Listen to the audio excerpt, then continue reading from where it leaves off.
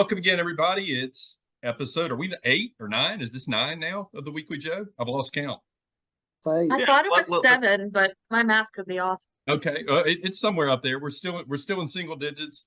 It's the final regular season podcast episode of the Weekly Joe. We've Alabama baseball eliminated last weekend in the regional in Tallahassee. We'll obviously get into that in a lot of detail, but it's the second season, which used to just mean guys going off and playing for the summer. Now it's transfer portal, rebuild your roster, start the work you got to do to get your team together for next fall, and that has already started in earnest. We'll obviously touch on that. We'll talk about the games this coming weekend. 5 SEC teams still alive in the final 16 in the regionals. We'll talk about surprises from last weekend, what you might expect coming into this coming weekend. We'll talk about our own portal needs and what we're going to need to do to improve on this team, and talk about the way the team finished. And while it left a lot to be desired, I think we can recap the season and find some things to feel good about. Finally, we got a lot of questions from our listeners. We'll get into those. And of course, it wouldn't be the Weekly Joe without everybody's favorite segment every week. It's our good friend Mark Jennings and his player comps. And this week we have three guys on the way out the door, or two. Let's see. We got. I'm sorry. Two. Yeah. Sorry. Yeah, that's right. Yeah, we got one transfer, one out of eligibility. So we got guys on the way out the door, and we're going to talk a little bit about them and comps that Mark has for them, and then we'll wrap it up. I'm Paul Graham. We've got Dr. Meghan Dennis as usual. We got Griff and Smith checking in from Dallas. We have Drew Champlin, who just off the road from Atlanta, on the way back in from a work assignment. Roger Myers from the northern office today, I believe. And, of course, Token Barner-Evelyn here with me, our executive producer who puts this all together and helps us get this all scripted. All right, let's get into it, folks. A couple of things to start with. Last week, I thought was one of our better episodes of this because we had someone other than us on here. Jeffrey Bramwood, the pitching coach at Birmingham Southern, and obviously former Alabama pitcher back in the 2014-2016 era. His team, a very compelling story. I mean, you saw all of the national media coverage. The congratulations to the local media, by the way, for discovering Birmingham Southern had athletic programs. It might have helped them along the way the 150 or so years they were in existence, but a lot of them on the bandwagon this past weekend. But great run in the D3 playoffs. They won a game in dramatic fashion. They lost a game in just gut-wrenching fashion at the end in the playoffs to Wisconsin Whitewater. Whitewater is actually in the finals now. I looked up here a moment ago, and they lost the first game of the 2 of 3 finals to let's get this right. Misericordia, I believe is the school in Dallas, Pennsylvania. They took game 1 in that 2 out of 3. But congratulations to Jeffrey and that team on really capturing the nation with the way they played. A great finish. Got to see him a lot coming in and out. A lot of pitching changes in some of those games. Also, shout out Coach Murph, Team 28, our softball team, makes the College World Series again. They're a fixture there. Gets a win, drops 2, a couple tight games, but a good finish. Not our best all around team we've ever had there, but to kind of scrap and claw and get there, I think is a big accomplishment for them. So that standard has been set with that program, and it seems like they're there every year. But congratulations to both of them. I thought we'd want to mention both of them before we get into the baseball. So let's get into it, shall we? All right. UCF and Stetson. We had 2 games this week. Obviously, both losses. We go into this series as a 2 seed. UCF the 3, of course, Florida State the 1, and Stetson the 4. Roger, you were there. Meghan, you were gonna be there, but we didn't hang around long enough. Just some general thoughts on the weekend there. Florida State was a buzzsaw, right? Yeah, they're pretty loaded, and particularly in their park, and then with the damage from the tornado, that it even made the right field fence even shorter because of not having the green monster wall there. Mm-hmm. There was a chain above the regular fence, but which came into play once when Ian smashed the ball off of it and bounced right fielder for a long single. Had little weather issues here and there. The campus, although it's never what I would thought very beautiful, it's kind of messed up with some of the leftover damage from the storm. The clown college is gone. It was blown away. The big thing rolling down the road. Yeah, so it's actually a circus school, college, right? Yeah, circus college within Florida State. Yes, right. It is right behind the right field fence. Right. And there's some poles left and little particles of one of the tents, but everything was gone. I mean, it was sad. And fortunately, I don't think anybody was hurt at all in that. Yeah. But it was okay. There was just some strange things for a regional. Like they had no programs, rosters, lineups, anything like that to give out. They do have a big selection of different concessions and different places, like little food truck type things inside, plus regular concessions. Parks is good, but it's not an outstanding place. And of course, we've been there plenty of times. A lot. Yep. I do like they do have a cover over a good portion of the stands, and they have those big fans that they run, like huge, like 12-foot long blades fans that they run, very slowly. So it gives you a little, moves the air a little bit. I think the brand name of those things is Big Ass Fans. Isn't that have y'all seen that before? We have some big ass fans in our office at Ashray headquarters. So I'm very familiar with Big Ass Fans. On a recent Ashray Journal podcast, we had a person from Big Ass Fans on there. So if you guys want to listen to that, search Ashray Journal podcast. It's the most recent one. Can't wait to find that. You want to learn some regulations and stuff. The baseball was not great. So Central Florida scrappy, Stetson was scrappy. Yeah. Florida State's good and very good. We we're okay on Friday. I mean, that's a game you should win, obviously, but we didn't give ourselves a chance on Saturday game. No, we didn't. We talked about it a lot going into the game last week on the podcast, and I think all hands raised. I mean, it was like, who do you go with in game one? Game one's your most important game coming out of the gate. I think we all thought Hess was the guy to go to, and then the next day we get the pitching announcements, and it's not Hess, it's Barone. Greg had a great year. I think Greg looked like a tired pitcher though down the stretch a little bit. Maybe where Hess caught his stride, really, like we've talked about repeatedly here, and it was good to see Jeffrey agree with us, a guy that actually knows pitching, last week. That when Hess got when he got the curveball and got the breaking ball and got command of that, it just made him that much better.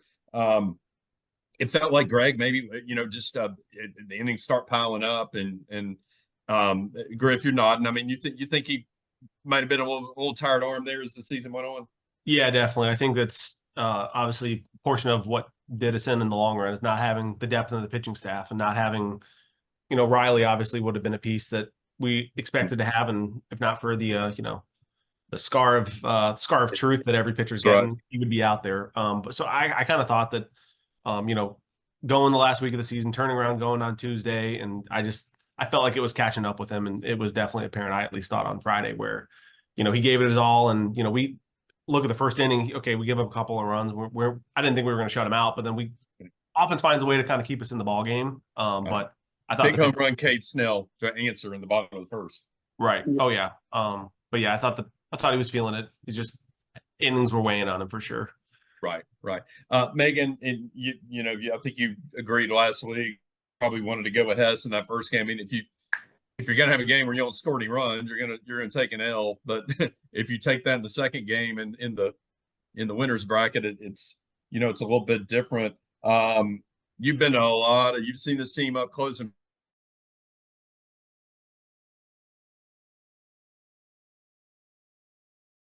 I mean, UCF isn't technically a road game, right? It's neutral. It's neutral. What was with this team and just not getting up on the road? I mean, I think if I had the answer to that, maybe we'd have a whole different season and still be playing right now. But yeah, same different team, same story. Just Right. kind of, I don't know. It's, we would have moments to answer. I mean, you look at that Stetson game, like we load the bases. It feels like, okay, this is our moment. We're getting something going. Like we're gonna be fine. I was preparing to, head to Tallahassee's at 6 a.m. Sunday morning, and wheels fell off the bus, and Right. nothing was gonna happen. And it kind of felt the moment we left, bases loaded, like, okay, we know how this exactly is gonna play out. Right. We get 9 hits that night, but scattered, and 4 of them are from Justin LeBron in the 3-hole. You get 2 from your leadoff guy, 4 out of your 3-hole. But then you go down the order. Petrutz is 0 for 3, Hammeder's 0 for 5, and really had some big situations. So ended up leaving a lot of guys on base. Kind of regressed back to the mean, I guess, Drew. I mean, it was a great run for Hammeder. Yeah. I thought he's a really good guy to have in the 7 or 8 spot. Didn't really do as well, in the 4 or 5. He at Auburn he did. He had a lot of hits in the Auburn series, but it's kind of like we ran that variation of a lineup the last however many games, and we won one of them. So wouldn't have minded seeing a change up. But then again, who do you put? Somewhere. It's like Slide had already fallen out of the lineup. You had your top 3, and those guys were doing fine. But maybe you put Hodo back up there, but he really wasn't that great late in the year. No. So just and I kind of want to add on my thoughts on Ferrone a little bit. I don't think it was a very good idea to start him on Tuesday in that SEC tournament. I mean, it's easy to second guess when things don't work out. But he would have been a guy that if he's your Sunday starter, or if he is like a top reliever throwing 3-4 innings out of the pen, I think he would have been really, really good this year. I thought he had a great year for us. I don't have the stats. I thought he was a gamer for us every weekend. He just really wasn't at his best at the end of the year. But I thought we hit on this 4-year transfer, so to speak. Oh, absolutely. Yeah, I felt good about it. I do. Again, you kind of go back and while you would have hoped you played more games in the SEC tournament, you would have hoped you played more games in this particular weekend. You only ended up with 3 games in the last 2 weeks, and he starts 2 of them, right? I mean, you never got Zane Adams in there. You never, Hess didn't, maybe you, and again, I mean, he's going on really short rest in the Tuesday game in the SEC tournament against South Carolina, who turned out to be a really hot team and made a nice run in that tournament and won a game in their regional last weekend, but got knocked out. I just questioned, it felt like your Hess was a hot hand, and he didn't throw for 2 weeks. He didn't throw till the next Saturday. He thrown Saturday, 2 weekends ago at Auburn, and didn't get to throw for 2 weeks. And you're going to lose something there. So I don't like the way we handled that. I mean, we're on record as saying we would have handled it differently going into it, but I think that certainly contributed to it. But most games you score, 7 runs, you really are going to expect to win, and it was probably beyond them getting to Greg like they did early on, late in the game. The night it was all about leadoff walks, and Roger, you were there. You remember it. I'll look up the numbers while we're talking here. You might remember them. Five of the walks scored. Yeah, and 2 of them were 2 outs in the first inning. He strikes out the first 2 batters, walks 2, and then gives up the base clearing hit. I think we walked the leadoff walk 5th, 8th, and 9th, and they all so 4 innings and 3 of them scored. I believe. I think Mac threw 1 out stealing. It kind of the story of the year, though. I mean, our bullpen, Roger, just a little bit just inconsistent. You 10 guys probably that any given day they were interchangeable. You might 3 might have been good, Three Right. might have been okay, three were bad. And it was never the same guys, right? Right. It was Braylon was pretty consistent almost all. I mean, was the most consistent all year. He had I think he had one game where he gave up a couple of home runs, but he typically didn't walk people. He did walk a couple in this game, but yeah, you're right. It was just kind of a crapshoot, like who's going to be on today. Tyler Fay had his little stretch, and Heiberger had a stretch where he was untouchable, and they got hurt. Unfortunately, got hurt, and then I think he was coming back, getting better. His best days are definitely ahead of him. Oh yeah. The good news is from that pen. I mean that it's young arms in the bullpen, right? I mean, on the starting side, I mean, Greg did a great job. He's done. Hess is going to, you're seeing all these draft projections, and he's in the top 50, 70s, whatever the number is. I mean, he's going to be a first or second rounder, probably second rounder. So you're going to be replacing starting talent, but looking ahead, I mean, the bullpen conceivably could be a strength next year. If Right. Who knows who all is going to be in there? But I mean, if it's the same guys, it could be a strength. Well, JJ mentioned several times, I don't know, not necessarily in the press, but that Heiberger, freshman, Jansen Kenty, freshman. Just freshman after freshman that got Zane Adams, obviously. They got called on to do things that you don't typically, Fay, redshirt.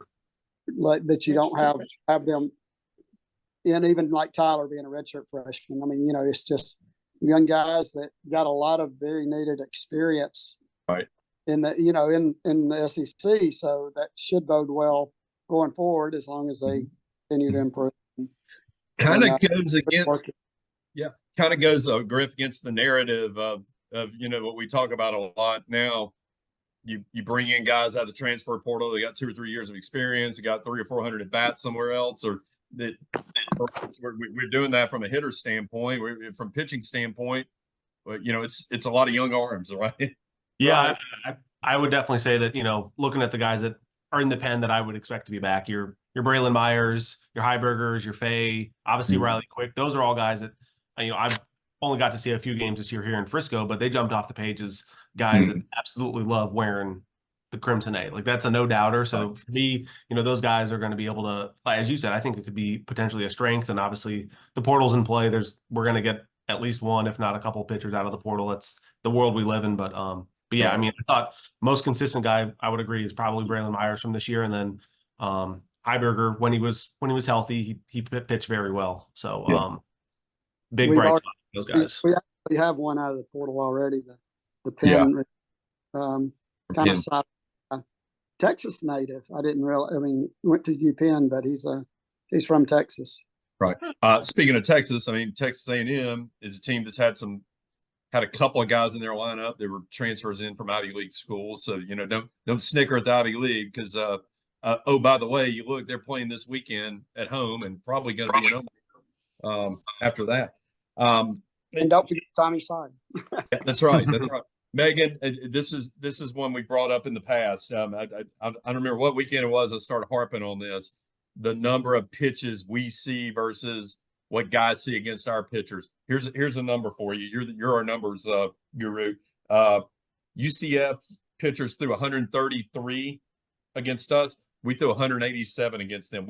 They saw 54 more pitches than we did, which we struck a lot of their guys out. I mean, that might have driven a little bit of that out because Greg struck a lot of guys out, but we walked 7 of theirs. They walked 2 of ours. Hitting approach, maybe comments on that from that night? Yeah, and I definitely think it's we've seen a downward trajectory throughout the season of just like we're not getting into hitters counts, or we do get into hitters counts and then you're ground out, you're flying out, like just kind of a lot of lazy at bats, especially in the last, I don't know, 10 games of the year. We've been seeing it, especially just quiet contact, right? Definitely. A lot of pop-ups, a lot of rollovers. Yeah, a lot of weak fly balls. Drew, your thoughts on that? Just the hitting approach you saw. I mean, on this particular night, I mean, we didn't even start on Stetson. I mean, that it all carried over to that night. Yeah, the thing that just made me so like we gave both of those games away. I think more so the UCF game, and then Stetson was just, I wondered like how, did they really play like they didn't want to lose. I'm not obviously they were trying to win, but just Sure. We gave them so much. Those leadoff walks is what really cost us the game, and then it just didn't happen for us in that particular game. But we scored as many runs as we scored. We still should have won that game, even. Right. But we threw our top guys, and then I think one criticism JJ may have gotten from Internet Warriors is that he leaves guys in too long. I thought he managed that game as in, hey, we're going to throw these guys 30 pitches because we may need them to pitch again on Sunday. Right. That's right. So that just hindsight, maybe you leave Heiberger in a little longer, but you pitch them 65 or 70 pitches and you may not have them the rest of the weekend because you may have to win 4 games. So, yeah, just frustrating more so, in my opinion, from the pitching perspective in that game. Yeah. Heiberger goes 39 pitches in 2 innings. Myers 29 in an inning and a third. Alton goes 34 inning and 2/3. Ferrone got up to 85, and then Ferrone just was gassed by the time he got done, and the walks were piling up. The thing I felt about these games, and I go back to the Auburn weekend. All right, and you just start, and we're kind of recapping the season here, but I mean, I think that's which we're going to do later, but we'll do now. You start with the Mississippi State weekend and all the illness, and I mean that was a desperation weekend. It was a lost weekend, and the way the team played on Sunday, you had to feel really good coming out of that. It's like, hey man, these for them to gut out that win, Megan, was incredible. Then to do the Troy game was, I think, Tuesday that week. And then the LSU series the following weekend. What do you think happened? From Sunday of the LSU series till Saturday against Stetson.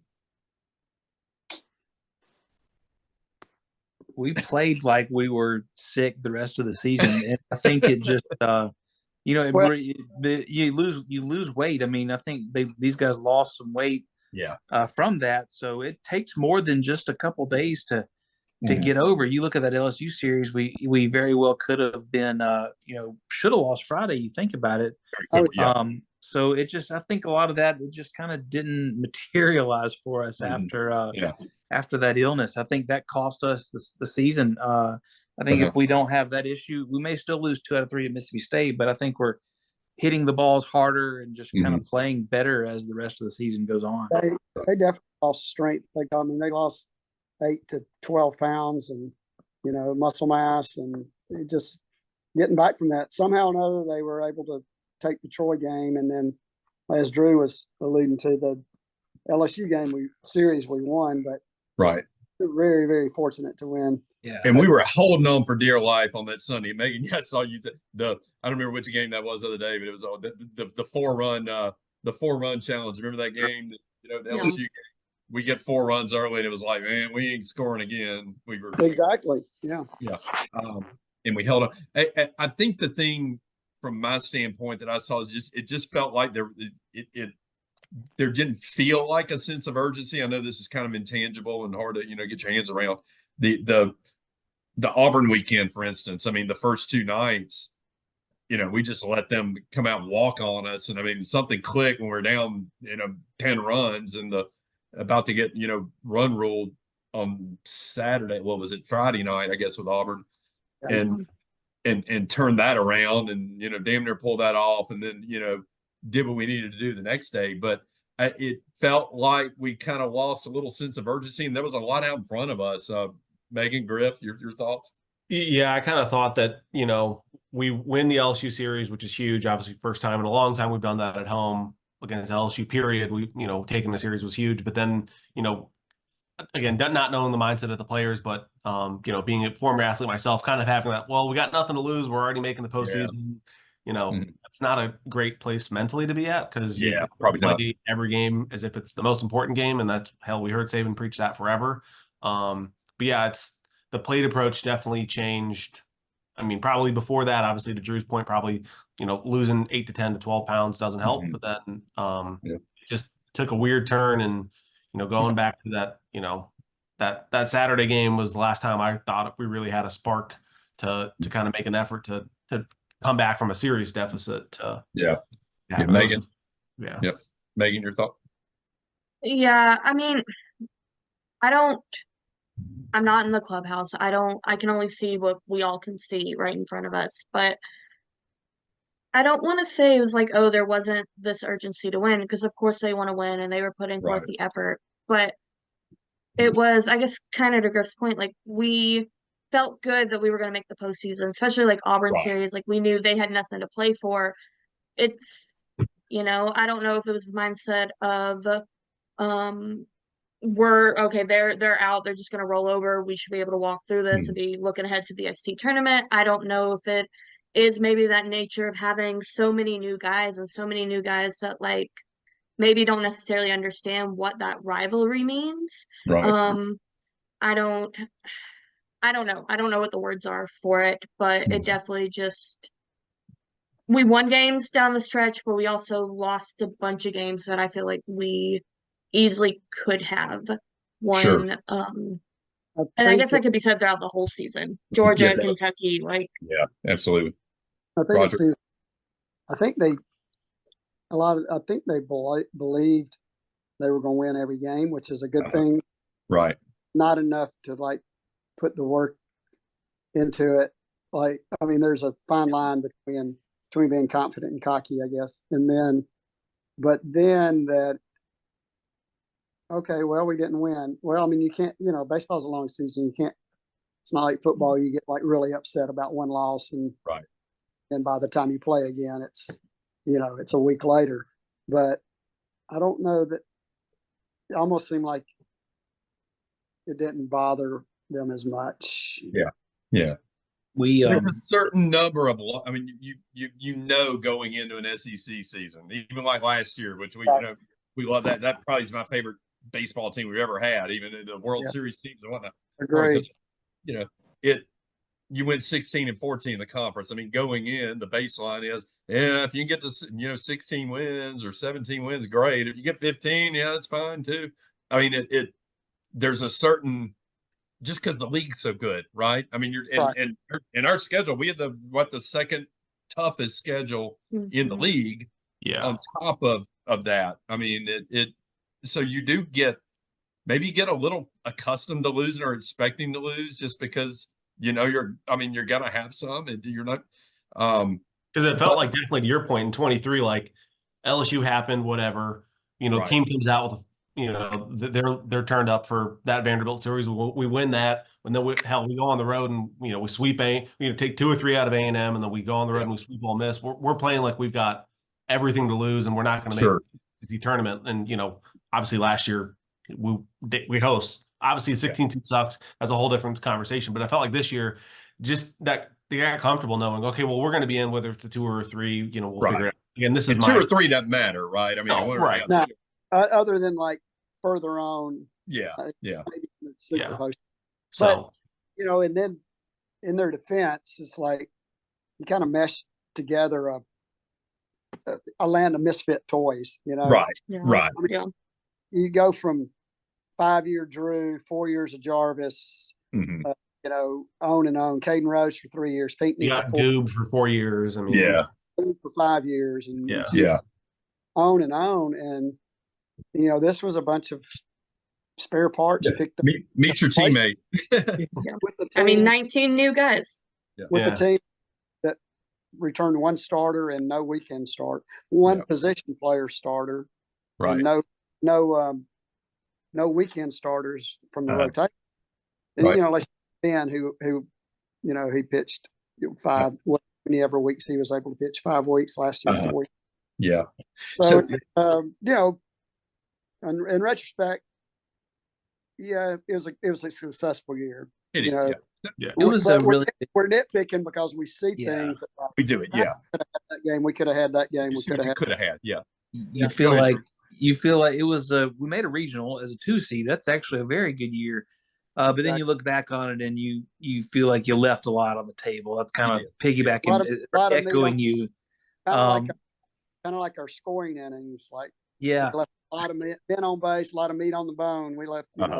So that was that. Yeah, we just I had a parent tell me in confidence that they feel like you need more guys on your team like LSU and Florida who hate to lose, and so those teams were really scuffling at the end of the year, and then they just a lineup tweak here and there, and they just of course they had all the talent, they turned it on, but those teams also had more experience, and even though they stole some of our players, and they poached other players, they had more guys coming back who were just kind of like good chemistry parts of those teams. So, LSU was able to make a regional final, almost get out of there with the win, and then Florida ended up winning a regional. So you just got to find those guys, and they can be 1-year guys. You just kind of have to find those guys with that mentality, I think. Mm-hmm. Yeah, I mean, to your point, Drew, that was what felt Saturday to me was we left so much, multiple innings, we got multiple guys on base, and I felt like one of these we're going to just break through and we'll get close to multiple chances tying it up or taking the lead, and if felt like it just wasn't. To Megan's point, when we left the bases loaded, it just felt like it wasn't going to happen as tough as it is. So we leave 9 guys on base in the Stetson game, as you're speaking. Both their guys that they bring out on the hill. Anthony DeFabia, I think was the guy that came in relief and closed out the last half of the game. We got one base run on him. We had one hit off of him. 4.2 innings. So yeah, he got a 9-1 record on the year. So I mean, the guy was solid pitcher. Threw 50 pitches over 4.2 innings. So, I mean that to me kind of reflects, again, we go back, we worked their guy a little bit early, but the next guy comes in, the approach just totally changed. Megan, I think you mentioned, you talked about it a little bit a minute ago. I thought the approach at the plate on Saturday just regressed back to something. It felt like one of the first weekends of the season when it's just a team you're going to beat, and you're just up there hacking. It just, I don't know, it just never. You need base runners, and you draw a walk, do it, fight off foul balls off, get on base. Never happened. No, didn't at all. And I mean, how many times have we seen that this season of we didn't draw a walk? No. We got hit. We would get runners on base, but then couldn't get the timely hits to get them in. Over and over. And how many pitchers did we have teams bring in throughout the whole of the year where it's like, oh, we should be able to hit this guy, and then they come in and shut us down. Like we saw that more than once this year. Right. So the Stetson game is only the second time we've been shut out all year. Anybody remember the first? Kentucky, wasn't it? Yeah, one of the Kentucky games. Yeah, I think it was a 7-0 game. Maybe the Saturday game. Oh, yeah. We got run ruled. So it must have been 10. Maybe 10 or 11. Yeah, I have to go 11. So Kentucky, that was the only other time we've been shut out. To your point, Megan, that's the Saturday game felt a lot like that first UAB game in the beginning of the season. We just, I mean, it was one walk. We should have easily handled them, and we kind of monkeyed around and went to extras. But again, this is us being totally in the weeds about it. But yeah. So I guess I felt like the second UAB game. That was a terrible game. That was where we got out. The first UAB game was fun. The second one, I don't think we even got a hit after the first game. Yep. So that was a bad game right there. Trying to look at the positives, but I agree. That's what right. It was bad. It was not great. So but yeah. Hats off to Ben Hess. I mean, again, just pitched well enough to win a lot of games. I mean, you go out, you give up three earned runs, and you give your team 6 2/3 innings. I mean, we would have killed for that a lot of times this year. And so you workhorse up to 105 pitches in that game. Austin Morris comes in, cleans up, does a good job. Well, I like the way Austin came on as the year went on. I think we had a lot more confidence in him. Threw some good innings for us as the year went on.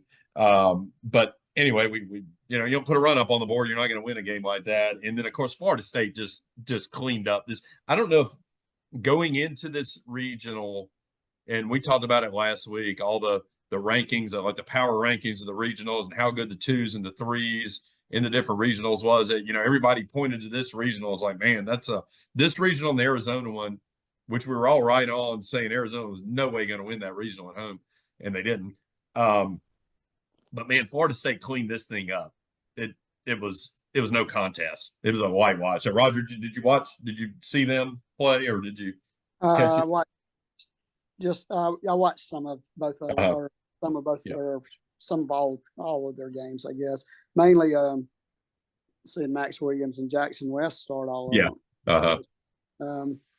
And Max really came on for them too. He really did. Yeah, homered in the first game for them, I think, against Stetson. And so I mean, yeah, they're a team to watch. I mean, they're hosting this weekend. They'll get I guess they get where they pair with Oklahoma, so I guess they get UConn. They get the Evansville or UConn. It'll be UConn. Yeah, so Oklahoma. Yeah, so they get UConn this weekend. So I mean, again, you point at that when you figure their fan base was lamenting their lack of bullpen strength. Well, okay. And they're like, if you get to our bullpen, we're in trouble. I think what they win like 6-2 the first game. Yeah, went a runaway. 7-2, I believe is what I'm seeing. But that had a guy thrown out at the plate that I thought was safe that would have tied the game up early, and then of course it got overturned. They dropped fly balls too. Right. Stetson did. Right. Yeah. And their starter, that lefty, their starter was, as good as anyone in the country, I think, over the weekend. Name escapes me right now. But so they're one to watch.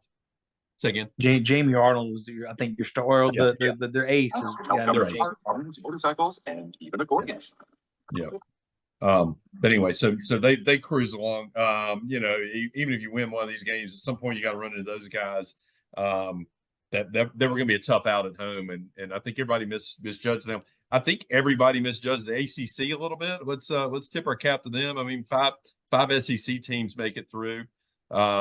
We do it by memory here. A&M at home. Of course, Tennessee won their regional. Florida comes out of nowhere, really wins in the Oklahoma State regional. Kentucky cleans house at home and help me on the fifth. Georgia at home. Yeah. In pretty tough fashion. I mean, Georgia Tech gave them a nice run there at the end, but so nice showing by the conference. Again, two teams that swept you are hosting this weekend.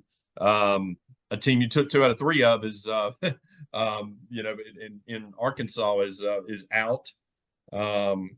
And you got some teams there that you competed with, but I think it kind of points to how tough our schedule was. But the ACC, particularly that North Carolina regional, was really that's compelling TV. And I've seen some of the things today. ESPN's crowing about how great the viewer numbers were on some of these things, and I mean, rightfully so. But great games. I mean, did you guys enjoy the kind of the squeeze play concept? I mean, those of you watching at home, I'm pretty much glued to it all weekend. Mm-hmm. Yeah, I didn't really watch the squeeze play so much. I just kind of went back and forth between games. But normally when Alabama loses, I'm dejected and don't want to watch anymore. But then the more I thought about it, I mean, I didn't really have despite what I said on the podcast last week, didn't have high hopes on us winning this. Just watched LSU and North Carolina, and I couldn't stop watching. That was a great series. Thankfully, the Heels pulled it off for us, and Luke Holman will spend his career. His only super regional will be as a member of the Crimson Tide. But some other really good games too. So I mean, I'm just a big college like all of us are. Just love to watch good college baseball. I thought squeeze play was great. I mean, that's where I watched most of it. And to Drew's point, at one point, if I wanted to watch the LSU Wofford game and see that kid hit 3 home runs, 2 at least, I mean, I'd flip over. But especially the West Coast stuff. I mean, I've been so unplugged from most of the West Coast because, no offense, but they've not been very relevant outside. They really haven't. No, in a couple of years. And they'll be back on again this weekend. If you got ESPN Plus and you are busy doing stuff outside or you just want to catch it all, they'll be on Friday, Saturday, Sunday. So. I mentioned this, and it was Burke and one of those guys and tweeted about it today, who was on the Squeeze Play broadcast for a good bit of the weekend. That'd be a great idea for them to do I mean, it'd be a niche thing, obviously, and probably on a Friday nights and Saturday nights and say Sunday afternoons on one of these ESPN platforms, maybe even just Plus.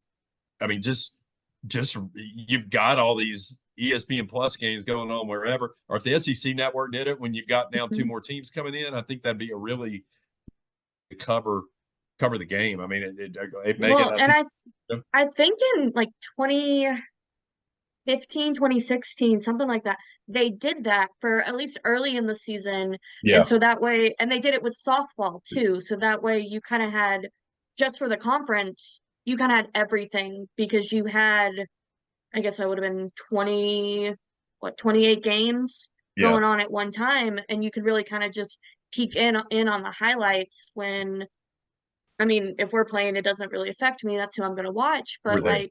on a Thursday night when there's 6 SEC games going on across the two sports, and like, I don't really care who wins, but I like to see what's going on. Right. I think it'd be a great concept. And I think it might be an easier way to get people who maybe aren't as invested into a team or aren't maybe as necessarily invested into the sport as a whole, watching it if they're seeing kind of those big highlight moments, but it's not just in a recap form on Rally Cap on a Sunday night.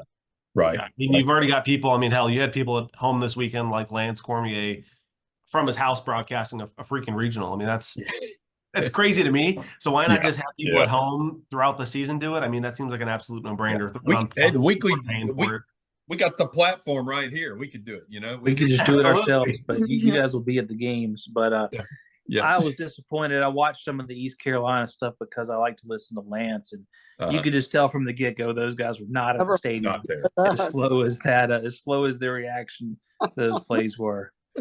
And thankfully, at least our guys were at the stadium.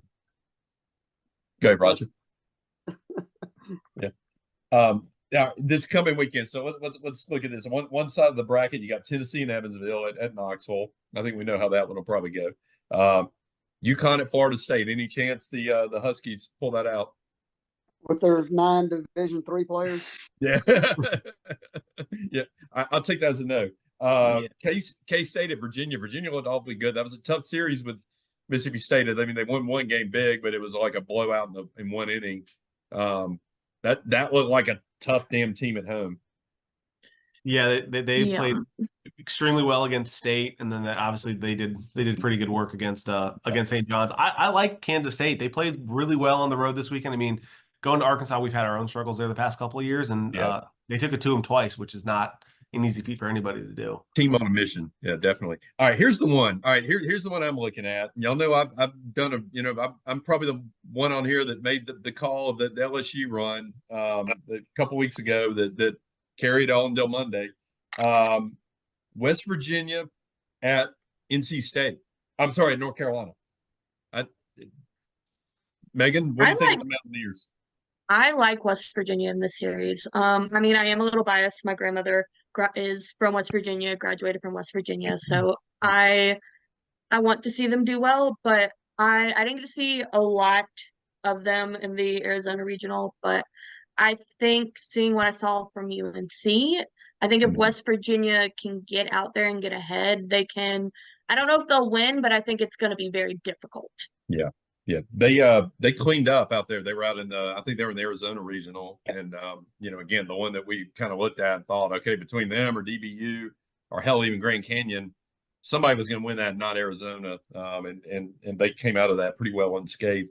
And playing with their head coach, I think is retiring at the end of the year. Is that what I recall? The head coach is retiring, so it's a kind of a going away tour. They got something to play for there. All right, then on the other side, you got Kentucky. Oregon State. So I guess the lone remaining team held west of the Mississippi or west of the Rockies anyway. Oregon State, Kentucky. I mean, all year long, we've been waiting on the Kentucky collapse. It never happened, and it sure didn't happen last weekend. That one, what do you got there? I think it'll take them 3, but I think Kentucky will probably find a way to eke out. But Oregon State looked. I mean, they split 2 days, I think, to finally beat that final game to Irvine. So I think they'll play motivated, but I think Kentucky will continue to be the enigma that we don't know exactly what they're going to get to Omaha. It's hard to. I have picked against Kentucky every single weekend this year, Right. and they just, they're not just your slap hit, bun a guy and steal. They got some power hitters too. They do. So Pitching. I hope basically, I kind of think our team maybe has to model, kind of be what they are, because I can't imagine their baseball program is a big NIL fund, and then we'll get to this at another point. But I like what they are because they're not your just go poach guys. I mean, they're number 2 starter. We have friends who don't like us poaching these Northeastern transfers. Their number 2 starter was at Central Connecticut State last year, and we tried to get them too. Because they mentioned Nyman, I think is his name. So I'm all aboard. I like Mingione. I think they're going to make a deep run. Yeah. All right. Anybody got the West Coast on this one? The last one standing on the West Coast. Doesn't sound like it. All right. NC State at Georgia. NC State looked spiffy. Georgia looked a little vulnerable. Can we get an upset there, Roger?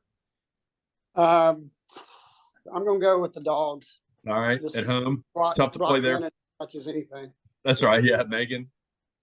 I honestly think NC State might win this. I kind of feel that way too. What I saw of Georgia in their regional, I mean, they're still the team they've been all year. They're still good, but I think maybe they've hit their peak, and I won't be shocked when this is a 3-game super and it goes down to the wire. But I think NC State has a solid chance of coming out of that one. Yeah. And then the bottom half of that bracket on the right side, and I totally missed Oregon. I'm sorry. Oregon came through pretty unscathed in theirs in Santa Barbara. Just had to get through Fresno, San Diego, and Santa Barbara. They go to A&M. I can't see that going well for them. No. And then Clemson, Florida goes to Clemson.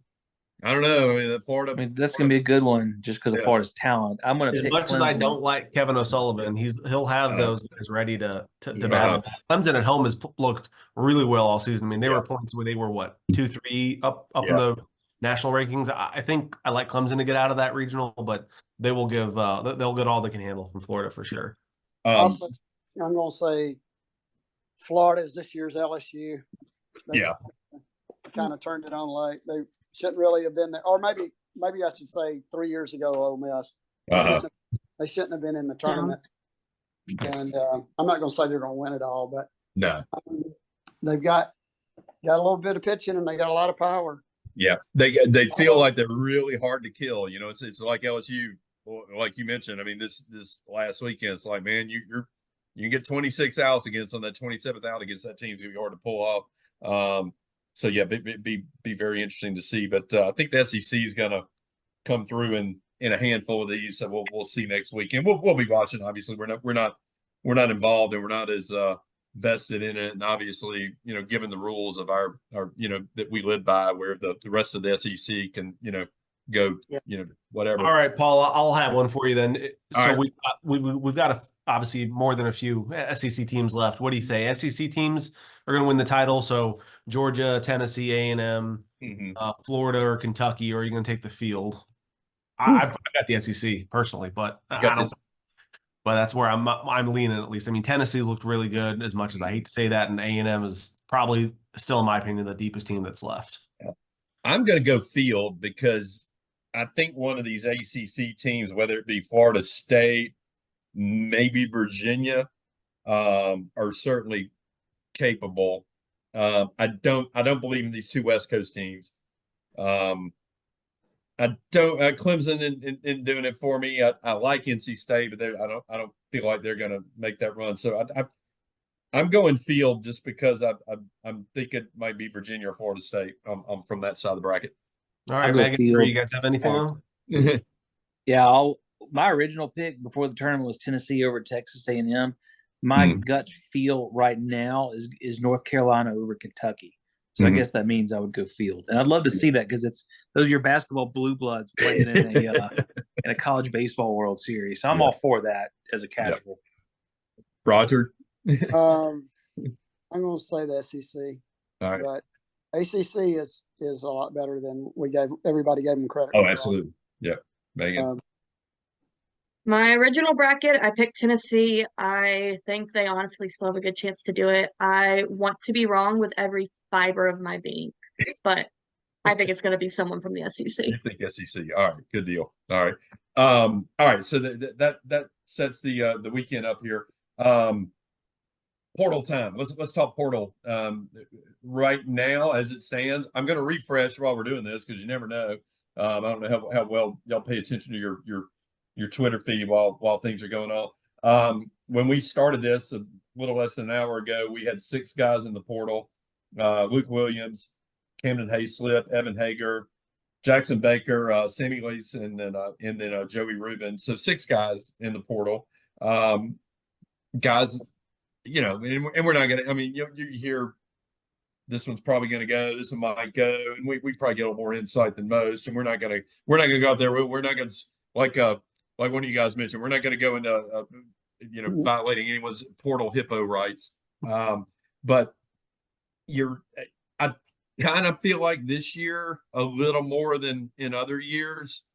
We're going to be better shoppers in the portal than winners than losers, right? Maybe I don't know the way to say it, but I mean, you think about last year, you lose Colby Shelton, probably your best hitter. You lose Luke Holman, your best pitcher. And you just pick up, like you guys said, just random guys that ended up, a lot of them worked out. What do you feel like this year, Roger? Is the portal going to be a good thing? Going to be good to us on the net? I think so. I think we're going to be more selective. We're not as rushed. Not trying to learn how to get to the office from the house. I mean, things that you do when you move to a new place and you've never been here before and you don't know. I mean, just all getting the family settled. I mean, just so much time wise. And they've had, I'm sure there's been somebody that's to monitor, that monitors the portal, and even before the portal, if you're hearing rumblings of something that you kind of keep an eye on people. So I think they'll be more selective and not just trying to fill the roster spots. I mean, it's sort of like the board coming in and everybody, jumps in the portal. And right. It wasn't that great of an exodus when Rob got named, but still, you still lost guys. So I think, and I think some of the guys that are going to leave were probably, it was more of a mutual, decision than just a player decision. So they'll have time to sort through the portal, see what they figure out what the needs are going to be. It'd be nice if the draft was still early, like it used to. Right. Although I understand why, like it's kind of daunting when you're on the mound in the World Series and they just announce you the number one. You got you didn't get to have a party. This elbow, I got to this elbow. I might, but at least signed before. So I mean, I understand why it is later, but it messes up the coaches a lot. It's like, you could be making some big decisions right now. Right. The D1's portal tracker has 1,479 entries in it. I don't know if that's comprehensive. I mean, the portal might also have the D2 guys and D3. I think these are all D1 players. But 1,479, and we can do it by team, but when we scanned up and down, and some of these teams that have coaching changes, Louisville was one of them that had a lot of 15, 16. They're teams with double digit plus. We're not done, obviously. I mean, we just finished up, and we'll have more. But it's just kind of a way of life, right, Meghan? I mean, you're if I'm a guy and I've been in Alabama a couple of years and I'm not really getting at bats, and I know the program's going to go out and probably that position I want to play right field next year at Alabama, but I've had 21 at bats in 2 years. They're going to go find a guy at Alabama that's done this at Samford or Wofford or wherever, and he's got 600 college at bats in 3 years, right? I mean, it's a way of life. Yeah, I mean, it's fully just nature of the beast. And I think to go off what Roger was saying of like, I think our in a better place to be more selective. I mean, we have 10 seniors that are gone from eligibility, and then the draft is going to take a few guys. We know 6 currently in the portal, but I think that puts us in a place of like, we know we have needs that we need to fill, but that gives us room to work with. And at the end of the day, we are Alabama. We, no, maybe we're not the baseball powerhouse as some of our SEC like comrades might be, but it is one where that brand means something. That script A means something. So what do we need to do to find those guys that are going to fill that spot? Yeah, Griff. Nature of the beast. So I pulled some numbers earlier today. So last year, at least according to D1 Baseball, we had 8 players get in the portal. And everyone, although they didn't have Antoine listed, but he obviously ended up at Houston. So that's 8 of 8 guys, at least from Alabama, that went somewhere. But so we're at 1479 right now. Last year, there was over 2,500 players that went into the portal, and almost 1,200 of those came out. So to our guys in particular, leaving, to your point, they're looking to get more at bats. I look at a guy like Andrew Hayslip. He's been around the program for us for 3 years. I truly hope he has a great career somewhere else and he can get some hacks that I think desperately needs and deserves. But I think we're going to be selective to Roger's point. But, for as we see in a lot of sports, a lot more players are going in than will ultimately find a home. So it's going to be, it's the nature of the beast. All of the cliches are absolutely true in this instance. But it'll take us at least another couple of weeks to figure out what's going on. And I wish the draft wasn't All-Star weekend in the middle of July, but obviously I don't make the rules. Yeah.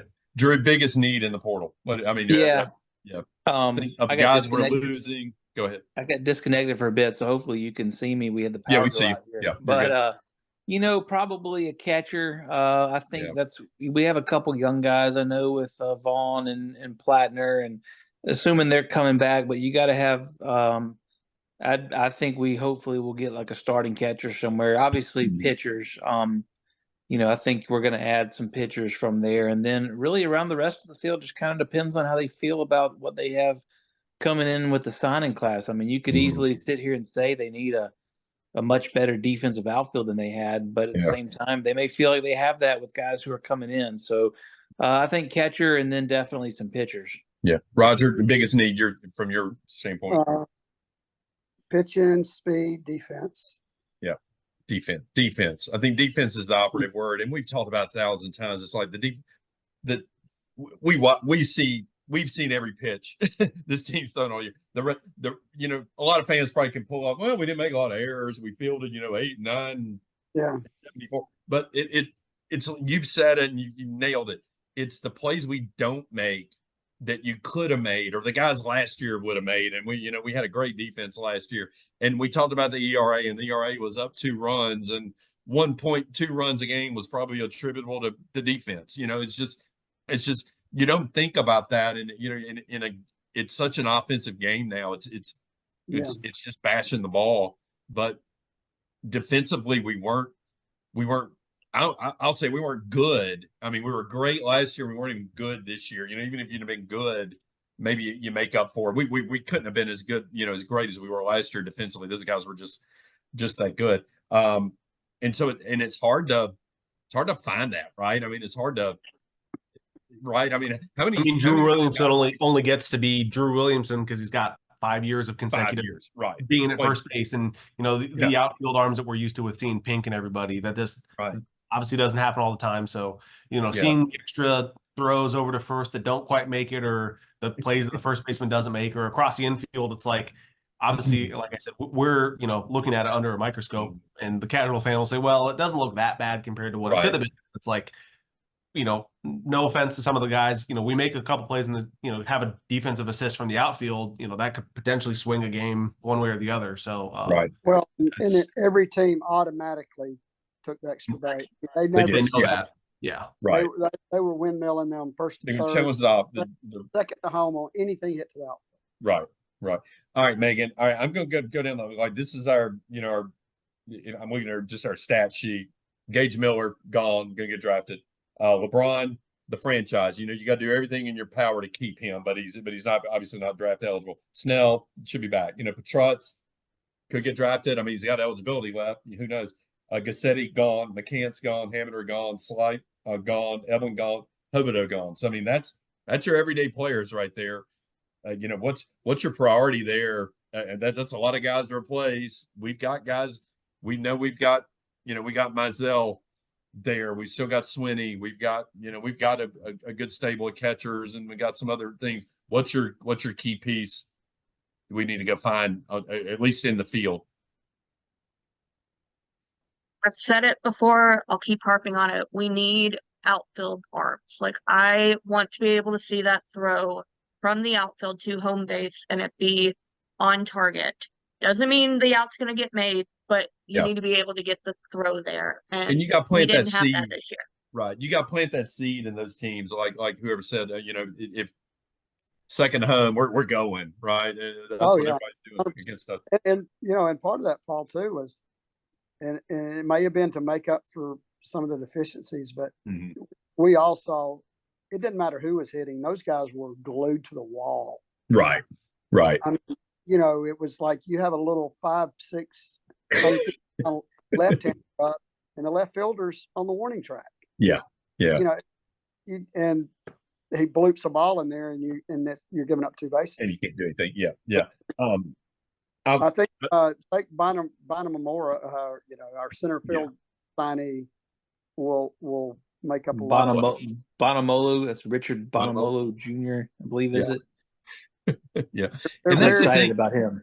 Yeah. They're very high on his defense, and I think he had like 60 bags or something too. Like he can run, which we stole 31 base or 29 out of 31 stolen bases this year or something like that. Gage Miller as the leadoff guy all year did not attempt a stolen base. Right. And it's a little, you know, we saw that a little bit with LSU this, you know, when Tommy Tanks was batting leadoff for those guys. You know, it's just some teams, if they're not going to be a big running team, it's like just get your best bat, potentially one more bat in the game. It's just it's a weird, you don't want to be in that boat. You want to have good hitters up and down your order, kind of interchangeable, but probably by necessity. But in Major League, you know, it was always your three-hole guy and your four-hole. Your three-hole guy was your best hitter, but they've put that guy at the second spot. Yeah, pretty much exclusively now. That's right. I mean, Freeman's and Otani's, but of course, since they're on the same team now, that doesn't work out. But I mean, in the past, like your best guy's been your best all-around hitter's been in the two-hole instead of the three-hole. You might get extra or point whatever amount of extra at bats a game, and it adds up season. Right. 29 out of 31 stolen bases, as a team, 31 stolen base attempts, and what double that game? We were 55-ish games. And in the SEC, it was about 8 or 9, I believe. Yeah. Opponents attempted 76 steals against us. We're 53 out of 76. So I mean, that's, you know, we gunned a lot of guys down, that's for sure. I'll throw. Let me chime in on this because again, we're talking a lot of defense and hitters. To me, we gotta get starting pitchers because I look at and you know, here's where we got to hedge. Here's where I feel like we got to hedge. You got Zane Adams back. Obviously, you're losing Ferrone. You're gonna lose Hess to the draft. You got all these bullpen arms. Your midweek guy this past week was your DH or your past year. I mean, you don't know if he's going to be a starter. You got to get started. You got Riley Quick coming back, but he's coming off a major arm surgery. You got Hagan Banks coming back. He's coming off major arm surgery. You know, I think it'd be foolish to just say, hey, we got these two guys coming back. We're going to slot them right in and think, yeah, this is going to go fine. You just don't know, right? I mean, we hope and they hope, and the recoveries are going great from all we can tell. But you're going Bobby Alcott. Alcott. Yeah, Alcott too. Coming off another issue. I don't think that's a HIPAA violation for us to say he'd been injured. But we talked about the bullpen. We talked about all this. We got a lot of depth in the bullpen. We don't have starting pitching. We got one pretty much proven, and we got two guys with big old scars on their arm. So I think that's got to be a priority for us in the portal. Portal, time frame. I think it closes July 1. Is that my July 2nd? second? Okay. Yeah, All right. July 2nd. Right.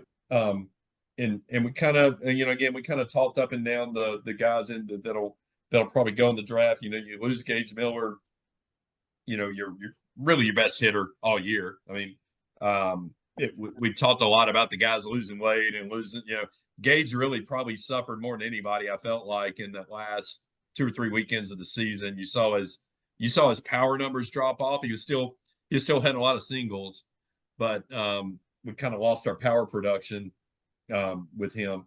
But you got spots. You need guys. I mean, I think they just got to go out and find guys. But to me, starting pitching's got to be a big priority. And we've talked about it. Football and basketball. These different sports. We used to always have a real good feel for who you got coming in from a recruiting standpoint. Do you remember our recruiting class? I mean, there's a lot of great guys out there. We see there, a lot of them on Twitter and what's going on with those guys. But it's hard to think going into fall that guys coming in your recruiting class out of high school are going to be quick fixes. You hope you get a Justin LeBron and a Zane Adams, maybe get 2 of those guys out of that 13 or 14 you bring in. But of guys coming in, who do you think that might be this year? I'm high on John Young, just because.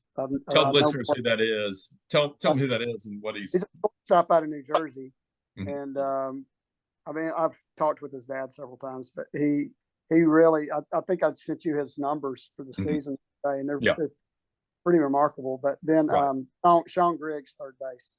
Yeah. Big name. That should be some help. And obviously Carter Johnson's not going to get to school, I would imagine. He's from I think 17 to 35 right now. So in the draft, yeah. He's another shortstop too. So I mean, like, these kids are going to come in knowing, well, for 2 years I'm not playing shortstop, but to play second base, you can play base, you can end up at shortstop. I might go center field. I think another guy that's made a lot of noise, and his team obviously did very well this year in the Alabama State playoffs, was Peyton Steele with Hartzell. I mean, they made a lot of noise. They made a deep run. Did they win it? I haven't. They got knocked off in the final. So. Yeah, lost in the final. Yep. Yeah. But he's another name that I've heard good things about. And then his fellow teammate Josie Williamson, another guy that on that same team that's made a lot of noise. Yeah. So Bulls buddies. Yeah, big right-handed bats coming in 25. We need right-handed bats. The big Mongo guy from New Jersey. Mongo, yeah. Maduno from the IMG Academy. Is that who you're talking about? Yeah, he's from New Jersey, but he played it up. Big old donkey. I mean, like big power. Yeah, and we've seen his brother in the portal somewhere. Where was he? South Florida. Where was he? Stetson. He was at Stetson. Okay, yeah. And then you do have the two-way player that's coming from, I believe, somewhere in Tennessee. I don't want to disrespect any great town in Tennessee. Amari Jefferson. He's a wide receiver for the football team.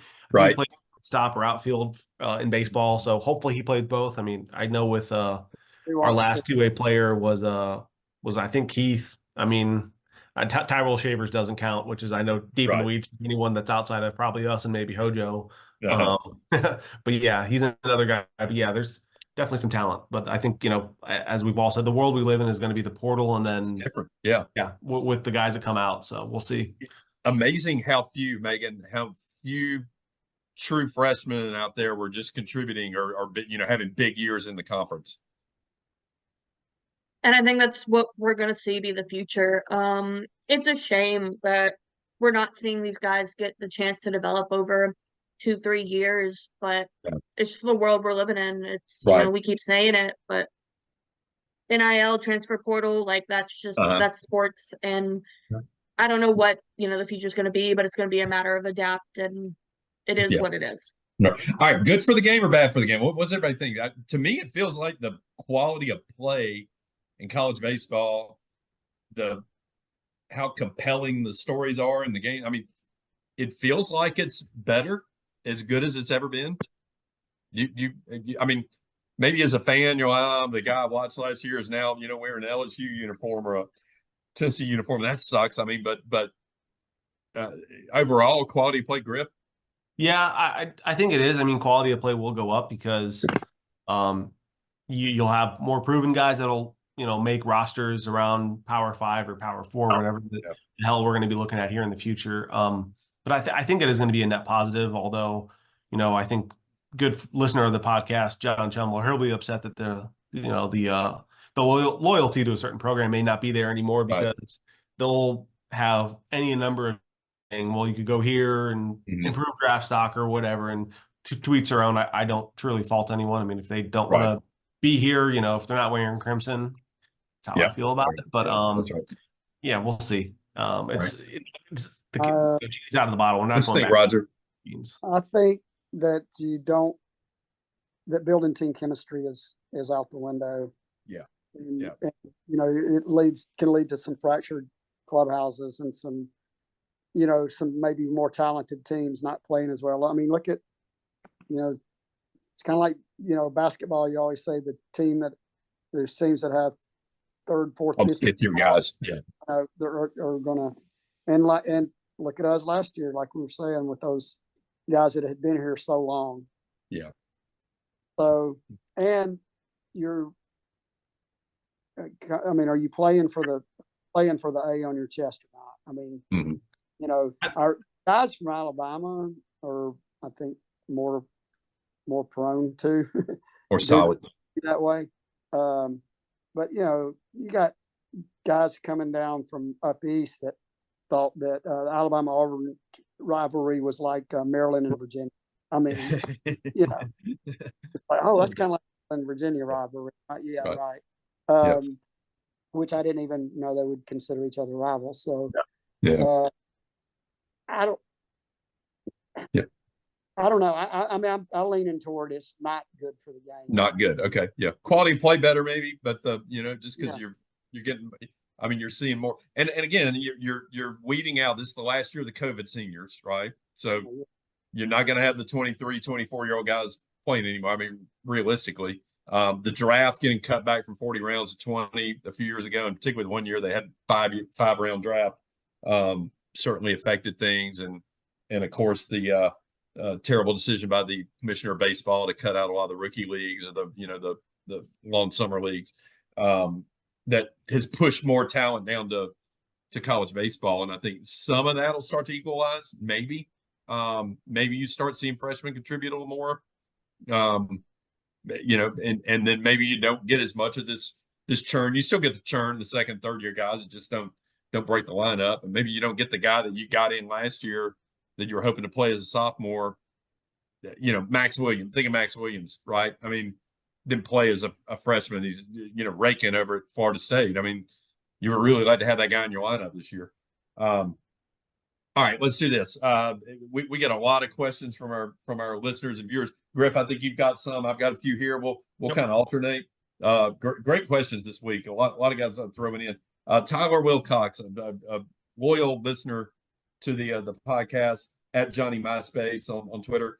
Over under 8.5 left-handed bats in the everyday lineup next year. 42. Tyler, I'm going to go under. You guys? Hopefully it's under. I'm going to go under 4.5. I'm going to make a bold. I don't know who's going to be in the lineup next year, but I'm going to go under 5. Yeah. It's like being in Vegas seeing, black on the roulette table 7 times in a row. Like, it's got to be under. Like, I'd be shocked if it's, over 8.5. It's a lot. Yeah. Megan, where do you? 4.5. Let's go. We appreciate it, Tyler, but 4.5. Where do you go? I think it'll be over 4.5. Okay. I definitely think it'll be under 8.5. All right. You got one, Griff? Yeah, I've got a couple, but I'll start with this one from Paul Pedram, at Real Paul Pedram.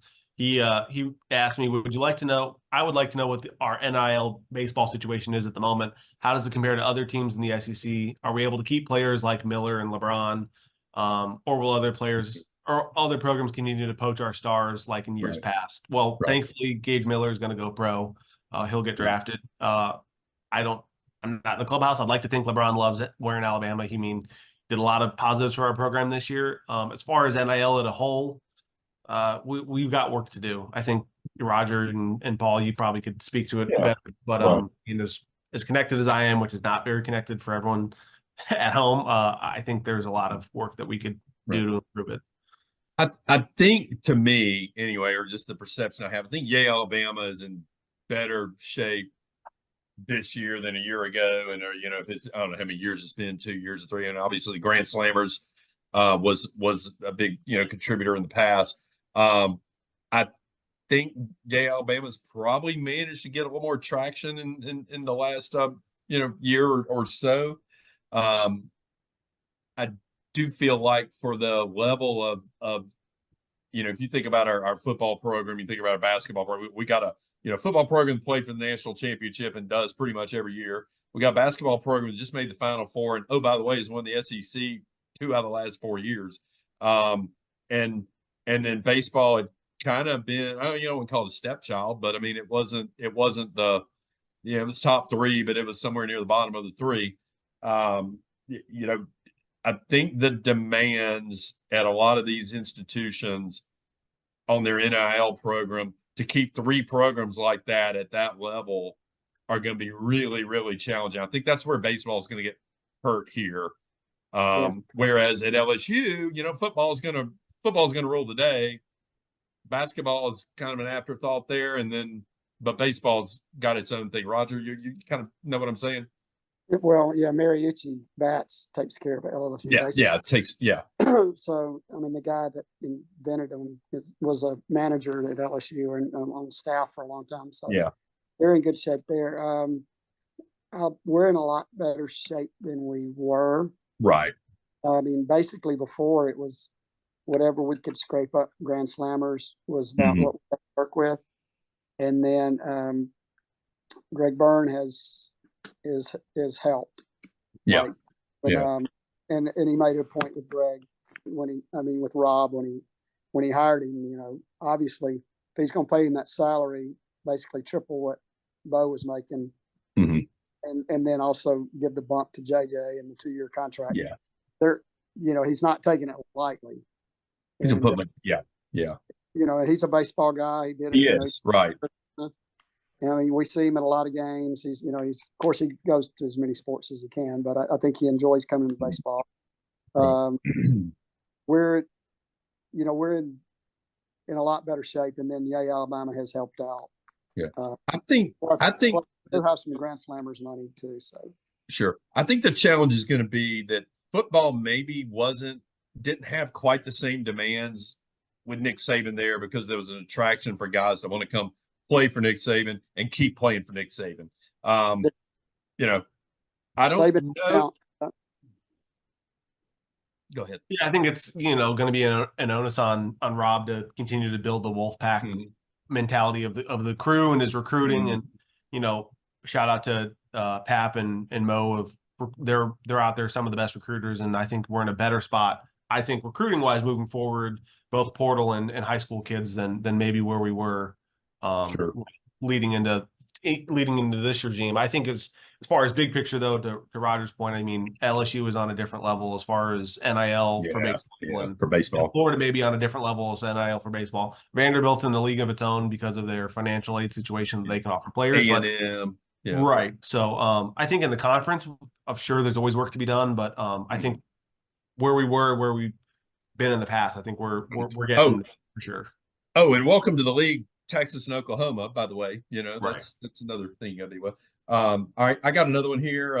This is Andrew Shoemaker, another avid listener to the podcast. Which players will get drafted or sign a undrafted free agent contract? I have our list of draft eligible guys. All right, here we go. Have at it. So Ian Petret's draft eligible. I'm going to leave it at that. Aiden Moza, draft eligible. I think there's a strong shot that we could see Aiden back. I think we could potentially see Ian back as well. Hess is gone. We know Hess is gone. Yeah, and I hope he goes early. I hope he makes a lot of money, has a great career. Cade Snell, draft eligible. I would be on the side to assume Cade would be back. Yeah. But it may be one, he gets an offer. He knows he's a junior. He's not going to have a lot of leverage left. He's a redshirt junior, I'm pretty sure. So, like, he may be close to finishing school. I don't know what's going on personally with there. Gage will be gone. And then I think the only other one we have is Will Hodo, and I fully expect that Will be back, and no matter what that may look like. Right. And I mean, we've had guys like Bryce Eblin is obviously, I mean, guys out of eligibility. I mean, you didn't go through that. I mean, we got I can go through that list real quick too, if you want me to. Real quick. Yeah. So 10 guys out of eligibility: Evan Slight, Max Grant, Matt Cassetti, William Hamiter, Bryce Eblin, Cam Guangarina, Greg Frone, KG, Greg Frone, Will Portera, TJ McCants, and Zane Probst. Yeah. So the team is going to look a lot different next year, Andrew. I mean, 10 there, 7 or 8, potentially. You got 10 and 7, 14, 15 guys coming in. The Tuscaloosa News article today has Will Patera starting at either catcher or second base. Second base. He redshirted. Doesn't he technically have a year left? He's graduated. I don't anticipate him coming back next year, but I know he's not going to be starting. Yeah, right. Drew, take this one. Update Jimmy Lawler at CRMTDNO1. Interesting. Update on Riley Quick and his position in the rotation next season. You probably know a little bit on this.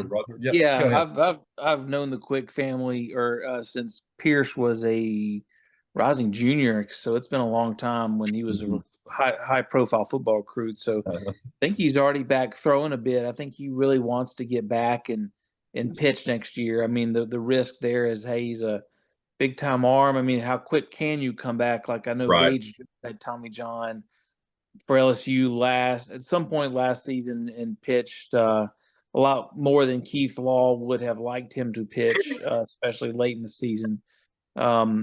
So I hope Riley, with his parents' blessing, is pitching in a similar spot for us next year. I think with him, it's like I'd be shocked if he's throwing 6 innings first weekend next season, but maybe he's throwing 2 and then 3 and then maybe 6 by the end, 6, 7 by the end of the year. So I think he's going to contribute for us next year. It used to be a year. I mean, right. It happens. Hell, I mean, they're done. They're a year from when they happen before they're, the recovery time's a lot quicker. The science and technology on the recovery has gotten a lot quicker. It sounded like his recovery's gone really well. So very optimistic about that. I go back to our discussion earlier. You don't want to bank on a guy. Hey, there's our Friday night starter, because I mean, you just don't know, and you got to hedge it. But it takes 2 years to really get back. But with Riley, he'd be a draft eligible redshirt sophomore next year. Yeah. You think about Brock Love a few years ago. I think he had Tommy John later in the year, but the next year, Bohannon's first year, he was like starting and he was opening, and then the next year he was a full-time weekend starter. So hopefully Riley can get back quicker than that. But he has 2 years of leverage now. So I don't know that we'll see him wearing crimson in 2026, but the likelihood, it's not out of the question. Yeah. You got another one, Griff? You got more on your feet? I had 2 or 3 more. Yeah, I do. I've got one, and Roger kind of hit on it. We all did a bit. Okay. So the new model of NCAA baseball, how will Alabama create a culture of mutual loyalty moving forward? The days of young players were gone. And players now being replaced with seniors and grad players with experience. Will Alabama ever have the experience of the A meaning something as far as culture and value? So I think, I mean, and again, it comes with winning, right? The value of that A to that kid who's a freshman at Siena or West Virginia or wherever, that's looking for a place to play. It's really going to hinge on it's just win consistently, and that's going to build the value of that A. I mean, it really feels like that to me. I mean, you're going to have this churn every year, and the value of your brand and your logo is really going to depend on how you did that year. I mean, it's a year to year. We're a instant gratification society, and the kids growing up in it, the 18, 19, 20-year-olds are, certainly the ones driving that. So you got to win, because if you're coming off a 7-23 conference season, you may not be a real attractive landing spot, even though you got decent facilities and decent fan support. Aside from the fact that, hey, maybe I can play there because they're not good, but you don't want to go through a 7-23 season to create that. Is my feel on that. I would say, especially with a guy like Zane Adams from last year, definitely had draft eligible stuff coming out of high school. We had a good year last year. He obviously comes and plays a key role, which I don't know if any of us expected him to have. And now he's in a position to really take the bull by the horns and potentially be one of the aces of the staff next year. So, I mean, guys like that, it helps to build the culture of, because you're going to have, rising juniors and seniors that are going to come on a recruiting trip, and they could inevitably be with a Zane Adams or a Riley Quicker, and these guys that could tell them, hey, we've now won. We've been to Hoover multiple years. We've been to regionals multiple years in a row now. It's you're in a position to continue this legacy moving forward, and but definitely start getting guys on campus for sure. Zane's got Alabama connections too, and so it runs strong. Even though he's a Texas kid, he had family from Alabama, and that's always been on there. That I had helps. it come into me as well. I don't know if I sent it to you, Paul, about what from Matthew Staggs, what contributed to the end of the season slump. I think we kind of covered that with the Mississippi State weekend being the main. Just a lot of hangover from that, I believe. If anybody else has any other ideas, what else might have done it? Arm fatigue, maybe. Well, fatigue, yeah.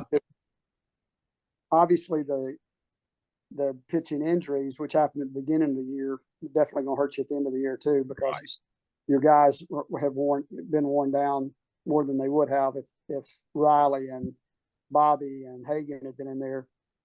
You cut down your innings, you cut down your appearances, you cut down your getting up in the pen and getting warmed up. I mean, a lot of things that contribute to getting sore arms or tired arms or just being exhausted. So, and every weekend you're putting another set of film out there on your team and exposing your weaknesses or your the scouting in this league has got to be top notch. I mean, I think that the staffs and the managers and whatnot that can break down the film and point to tendencies and the use of analytics.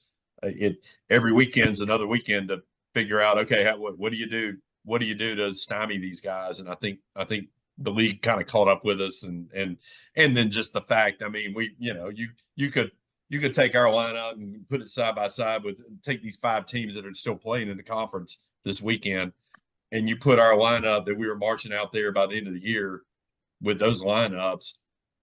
And, if you did the old playground, okay, let's pick the kickball teams. You pick first. I mean, a lot of our guys are going to be in the last ones picked. I mean, there were, a few guys in that top, but they're, comparatively speaking, we were probably playing a little under gun. I mean, as of Monday, Alabama's roster is still 3rd best as far as batting average. Into the season at 302. Obviously, the teams ahead of us are Georgia and Tennessee. They're both still playing, and then right below us, Texas A&M and Kentucky. So it's like we can hit with anyone in the conference. It's just when you do it and how when you do it and who you do it against. I got a couple others up here. All right, here's the burning question, and this can relate to a number of players. This is from Nathan. Nathan, bunch of numbers. Will LeBron hit the portal? I'm going to say no. I hope not. I mean, we all hope not. I'm a no as well. Yeah.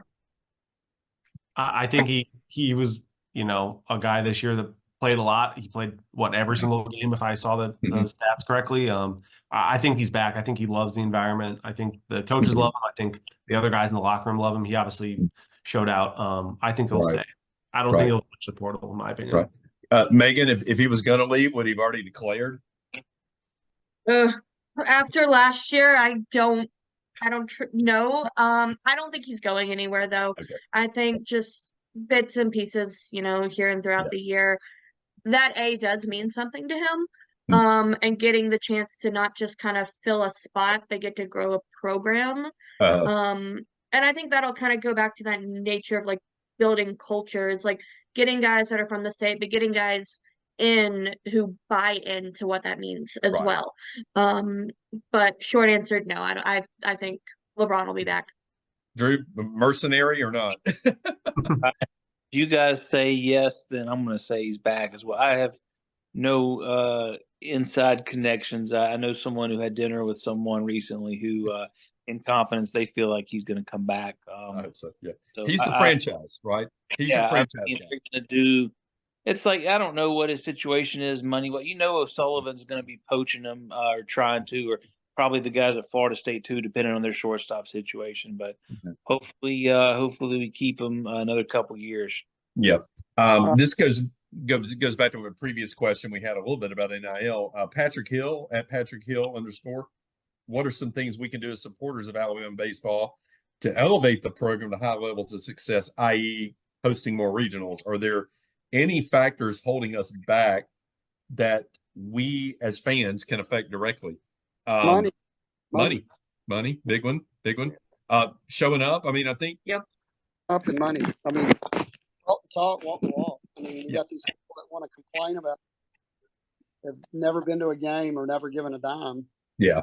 And they're owed something because, I mean, yeah, the fans are owed something. I mean, right. Get out what you put into it.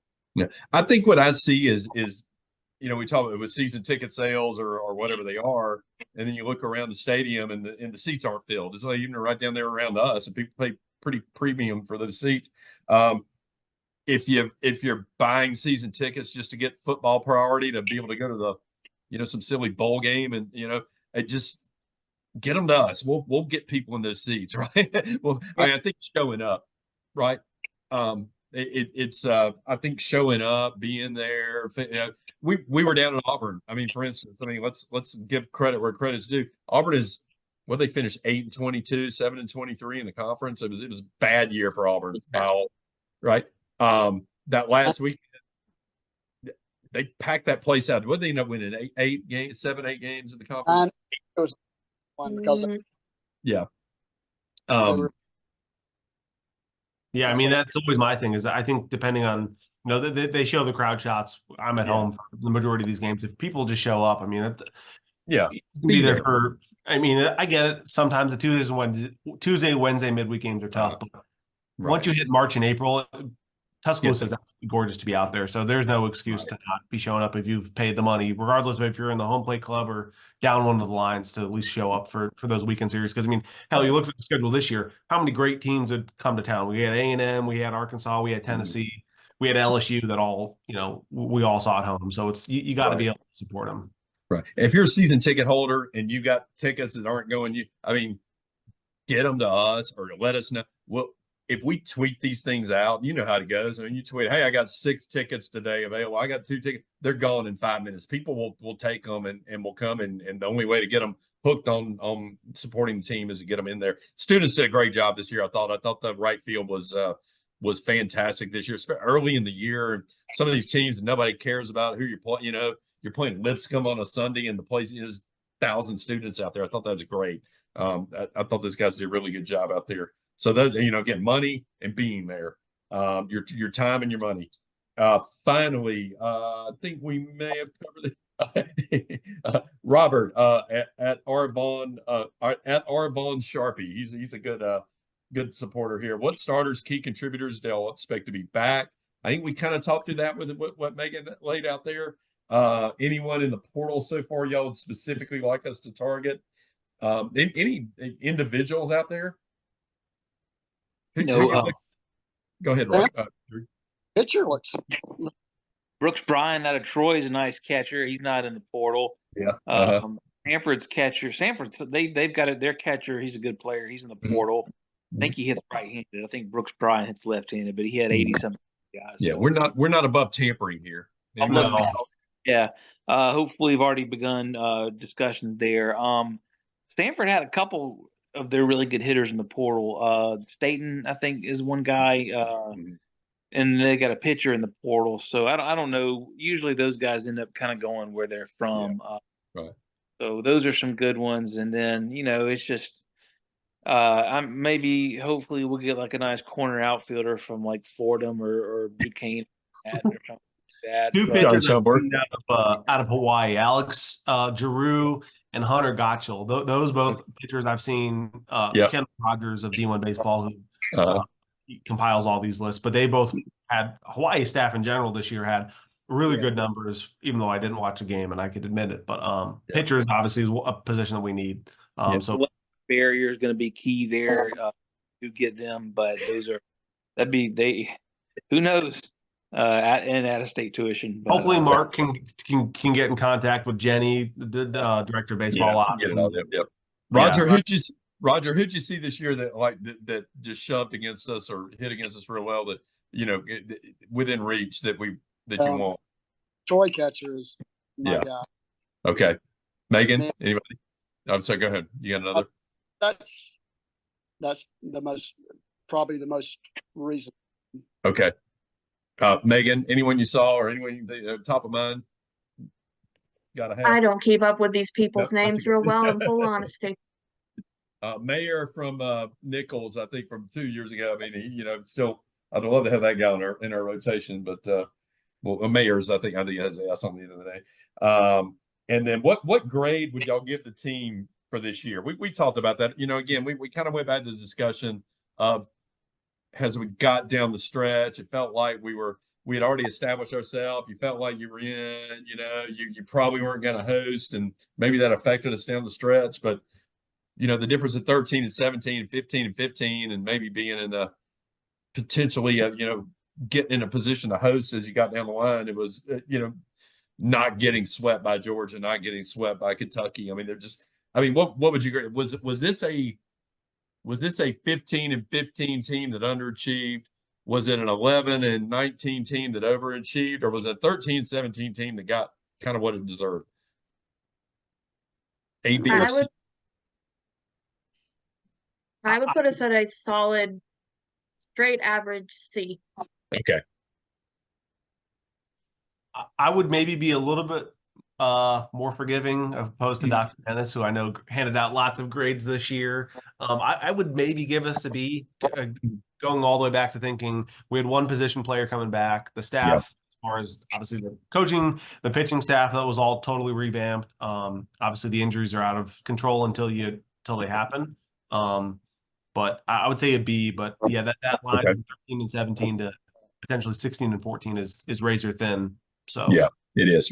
Drew, yours? Would go. Someone on the Discord asked, I would go B minus, but out of 10, what I said was a 6.5, and that doesn't mean a 65 out of 100. It's a poor. Right. That's like me saying a 6.5 out of 10 and saying like a 3 or a 4 is poor. Yeah. Just because we finished rough and we went 13 and 17 is not great in the SEC, but I mean we won some really key series. I think the only real other thing that I didn't mention that I wish we could have seen more this year was giving some more of the backups more chances to play with those early games like Mizell and Swinney. And I mean, heck, we wasted Pico's year. We wasted Jackson Baker's year. So, we just kept playing these same outfielders every single game until basically Slight just kind of got sick and wasn't hitting and all that. So I would have liked to have seen just maybe Petrutz or McCants get a day off here and there earlier in the season to see what someone else would do. Yeah. Roger, if you had to grade it, I mean, again, kind of go where you led. B minus. Yeah. Okay. I mean, on first year with all the obstacles, that is good.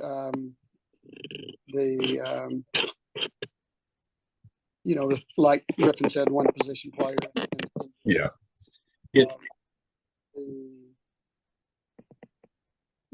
But I think it might have really been a 15 and 15 team under right. Yeah. I mean, even with the injuries and stuff, you take the sickness away, maybe win another game at state, just things like that. But I think 15 and 15 team. Yeah. I mean, I think it does speak to the strength of the program in general, that it wasn't like, a transition year, a kind of a washout year, like a Greg Goff year where you go 5 and 25 or 7 and 23. I mean, it wasn't like that, right? It was, you took a team that had a solid season the year before, really good, one of the better ones we'd had in years. And all the turmoil around it, all the turnover, and then you're still in this position, I think is speaks pretty well to. So I'll call it a relatively smooth transition in that regard. All right, thanks to all our listeners for their questions. Player comps, everybody's favorite segment of the week. Drew, this is your time here. You've got player comps from our good friend Mark Jennings, who again you've spoken to this week. Still won't return my calls, but hopefully one day we can reconcile. He won't be so bummed out about things I've said about him in the past. First player comparison this week. Let me start off with left-handed pitcher out of our bullpen, and that is Alton Davis. Yeah, so these all comps come from Mark Jennings at Mark Jennings 65. I'm just a messenger here. So I know we have 150, 200,000 listeners. I'm just getting bombarded with why did you compare him to him? Ask Mark that. So Alton Davis, Mark compares this guy to a journeyman reliever who played from 1979 to 1992 for 1, 2, 3, 4, 5, 6 teams. Went to the University of Texas. Anybody have any quick guesses? He's now a pickleball player in his mid 60s. Alvin, Do what? Alvin Schiraldi. No, he was a right-hander. This guy's a lefty. Is it Greg Swindell, Drew? No, it's not Greg Swindell. But that's a good guess. This guy, he would have been a little before Greg Swindell. His name, you may remember him as Jerry Don Gleaton. Does anyone remember Jerry Don Gleaton? Jerry Don Gleaton. Jerry pitched with the Rangers, Mariners, White Sox, Royals, Tigers, and Pirates. If Alton Davis goes on and has a nice 13-year in Major League Baseball career, then Mark will have been correct on this. Jerry Don Gleaton. Alton Davis and Jerry Don Gleaton. This is very, very good. Jerry Don Gleaton, Gleaton. Gleaton. I don't even know. Yeah, I didn't know how to pronounce it. Okay, thanks, Mark. All right, here we go. Guy just played his last game with Alabama. He suspended his eligibility, transferred in from Rutgers. Evan Slight. Yeah, a strong leader for this team. I wish we had him for another year because so many transfers, I think, really do better in their second year. The Tommy Seidel model. Yeah, Slight had some big hits for us. I mean, he had big hits against good teams, like in that Dallas Classic. I mean, just tailed off an SEC play. But this guy, a left-handed batter, right-handed thrower, played from the early 90s to the late 2000s. Kind of a big home run hitter here. You'll mostly remember from his time with the Expos and the Marlins. Does anybody have any guesses? Expos and the Marlins. But Moises Alou, Drew? Nope, that was a right-handed bat. Right. Expos and the Marlins. Barry Bonilla? Did he play for the Expos? He played for the Marlins. He didn't play with the. No. Cliff Floyd. Who'd you say? Cliff Floyd. Cliff Floyd is it? Cliff Floyd. Yeah. Evan Slight and Cliff Floyd. I mean, if you told me, put the two together side by side, I see that. Yeah. I see that, Mark. Cliff Floyd. No doubt. Yeah, big hitter, 233 career home runs, and that's exactly Cliff Floyd. A little physical resemblance there too, I think. Yep. Look alike. So all right. He's on MLB Network these days, so that's a good sign. That's great. That's great. Right, and finally, a guy we love this guy. We saw him hit a lot of long bomb. I mean, in the fall, he hit a great fall. Big game the night of the Auburn scrimmage. Camden Hayslip. Yeah, we'll go a little older here. This guy, unfortunately, Hayslip didn't get. He got injured before the season. I think he tried to play through it in the beginning. I think it just really stunted his season. So he 0 for 13 with a lot of strikeouts. He does strike out a lot, as did this person who started his career in the late 60s and finished it in the mid 80s. Left-handed bat, left-handed arm. You'll remember him mostly for his time with the Dodgers. Had a big home run in the last day of the regular season in 1980. He's a true patriot as well. I know who this is. Rick Monday. Roger got it. Is that who you're going to say, Paul? Yep. Yeah. A man who protect the flag at all costs. Yeah, Rick Monday. The game 5 was of the NLCS. He hit the 2-out 9th inning home run off of Steve Rogers. So it's a good Blue comparison. Monday. Yeah. Rick Monday, Camden Hayslip. I think that's good. All right. So great. We appreciate our friend Mark Jennings as a contributor here every week on the Weekly Joe. Season's over.